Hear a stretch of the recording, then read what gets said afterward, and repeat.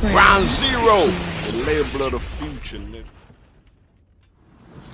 What they do, Benji Gwapo from the block. Juan, what's down, baby? That shit chillin' on it. What you got going? Benji Gwapo, man. You know, they say the most hated from where you from. You know, let's go and jump straight into it. You know, why you feel like you the most hated out your section? I don't know. I guess because I'm thoroughbred. I keep it too real. Like I don't know.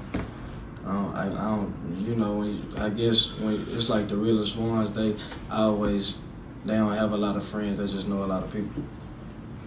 And you say you guess because you thoroughbred, like you keep it too real. But you know, ain't that what people be wanting? You know, the real. Yeah, I think, but shit, so they want nigga to hold their tongue. That ain't me. That ain't me. So you more so a person like whatever come to your mind, like shit. I'm a stand-up guy. Most definitely. Yeah, I'm a stand-up guy. You know, when it comes to you and where you originally from, where are you from? I'm from the East End Projects, man. I was born over there on West Street, on Hango right there on Hango and shit. But you know, I'm from across the tracks. But you know, I'm from North Little Rock too, though. You know, I'm from North Little Rock too, because they fuck with me too over there like that. That's where my love come from. So, you know, when it comes I to... love for these things too, though, but you know, I don't fuck with a couple niggas out there fucking. I was just gonna ask you that. So, you know, how is that? Would you know, you claiming you from the North, then you say, you know, you originally grew up in the East End? I ain't never said I was from, I fuck with the North, but you know, I get my game from the North. I fuck with niggas. I'm shy niggas. So would you say you kind of more so made a name for yourself over on that side? Yeah. But they already knew me on this side too. But you know, I wasn't rapping when I was on this side. I ain't get to rap until I came on the north side. You know why you feel like it? You know, you didn't start rapping until you got over on the north side. Mm-hmm. I used to sit in the studio and watch my brothers and them rapping when I was in Little Rock and shit. But like I used to I always just sit there and watch them go off in their studio, but I ain't never jump on that. I just always been like, man, I'm gonna start rapping one day. And shit, I just went to North Little Rock, and when we moved to North Little Rock, shit, I had a partner, he was rapping and shit, and he was like, come to the studio. Me and my homeboys, we all went to the studio. We wasn't doing nothing else. You mind to care about, you know, your partner who introduced you to rapping, like who told you to come to the studio?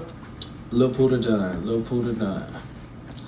Know Your Soldier, El Paco Jones, everything, whatever you want to call him, goddamn it, you know, Mr. Jones, whatever. Jones 3, goddamn it, you yeah, Lil Pooter Dunn, him, BG, Lil D, they was all in the studio dropping their day away.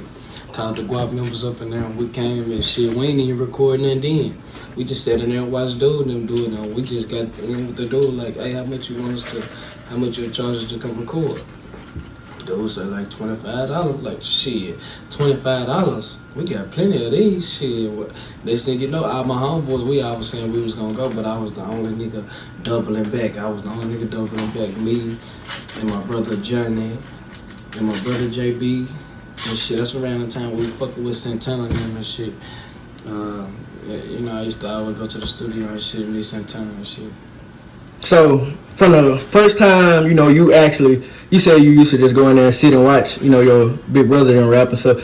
From the first time you actually went and faced the mic and you heard your vocals, you know, give me the rundown, you know, like how was it? You know, I know that had to be a crazy feeling. I was goddamn, I was on some bullshit. I was up for that rapping and shit. I was like, shit. I wasn't even singing then, I was just rapping. Cause my homeboys, they'd be like, yeah, man, you coming there, you singing this shit, goddamn, don't nobody wanna hear that shit. So, man, I can rap too though. Let's not, boom. So I came in there, goddamn, and I went off in the studio, goddamn. But now I listen to this shit. Man, that was some bullshit.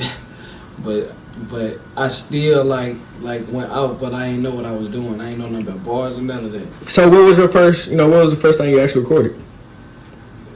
I recorded at VIP Studio, and my first time recording was like 2 years back. I've been rapping for like 2 years, going on 3 now.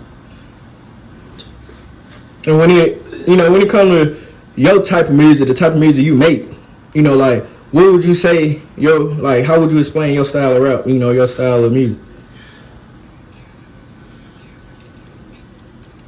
I speak a lot about pain. I be rapping like a lot of pain because that's what a nigga been through his whole life was pain. You know, type shit. And I'm still here. So it'd be like, you know, I put it on the beat like, how am I still here? It gotta be something. I'd have been locked up facing 20 years of my life, didn't tell on nobody. My homeboy told on me, you feel me? And shit, I'd have been shot up, self-time. I'm still here, you know, shit. Like, you know, my life like a movie for real. You said you done been shot 7 times and you still here, you know, like. I got shot 7 times last, but it's been a month now. How long were you away, like from your family and people like that after the shooting? How long was I away? Yeah. Shit, I was back in the trap the next day, I think. So it wasn't it wasn't no life threatening. No, all the bullets went straight through. I mean, I was on life support. I was on a breathing machine for 2 days. That's how I had got this whip right here on my face and shit. But I was in a coma for 2 days and shit. They said I died in the parking lot. Damn. So you know, like you said, you rap about pain. Since you been home, have you recorded? Yeah. You mentioned, you know, I told you to explain the style of music you make. You said more so pain. You know, in the midst of everything happening, you going back and forth to jail, you getting shot up, life, you know, like your life can be gone any second. Man. Like, how do you keep going? Cause it's like no matter what, I can't lose. If I lose, I'm gonna go again. You can't never, if you, like, what I'm gonna give up for? God ain't put me here to give up. He put me here to keep going.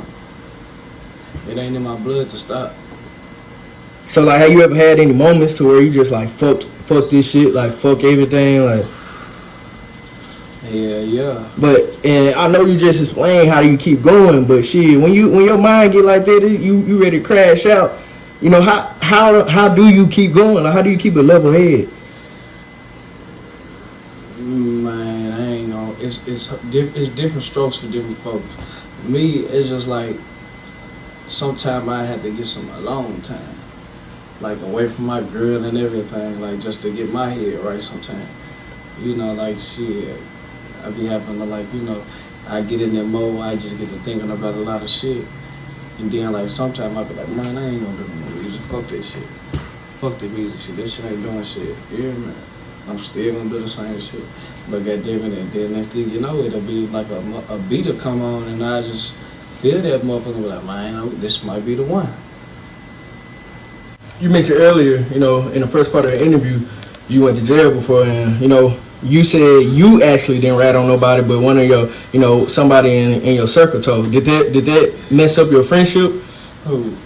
Yeah, I mean, that got me looking at like all niggas are red, cause you know, like Pootie was with the shit, and like I'm talking about to up that pistol broad day and to fire you in your ass, and you went into jail and you did that, and that one even like street like just make me look at you a whole different way, and make me look at a lot of niggas a whole different way, like that's been out here slanging and been out young, cause you know, like shit, you know, I'm the most humble. I'm humble. You're.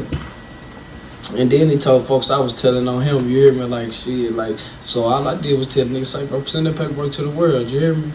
Shit, I ain't getting no paperwork in the world. By the time the folks caught up with me, shit, I had called me a lawyer, you hear me, Bill Looper. He came down with that paperwork motion about this thick, you hear me? Benji had the Glock, Benji had the weed, Benji had the lick, little Benji crazy. On GLP, everything, like right there, like everything that my homeboy said and the other nigga. So, you know, like, what did that make you, you know, how did that make you view the game, the streets as a whole, like? Man, I ain't gonna lie, when I, like, it made me look at the streets different, like. Cause like, this somebody you with every day type shit. Like, we grew up together type shit, like, you slip on my flow type shit, and like, you know, like, that's just like, can't let these niggas get too close to you. Like, you know everything about me type shit, you hear me? You call my mama, I call your mama, you hear me? And you went and did that mean like you ain't never got no love for me if you want to see your homeboy do 100 years. That mean if you let your homeboy do 100 years, you ain't got no love for him. What? Just straight like that. And he wanted to see me. How can I call your mama if I just, you hear me? set your son down when I could have been being quiet to me and your son could have been coming home. Mama this, mama that. You feel me? To the ones who don't understand that, like, what would you say? Like, when it just comes to, keeping it real. Like, when it comes to sticking to the code.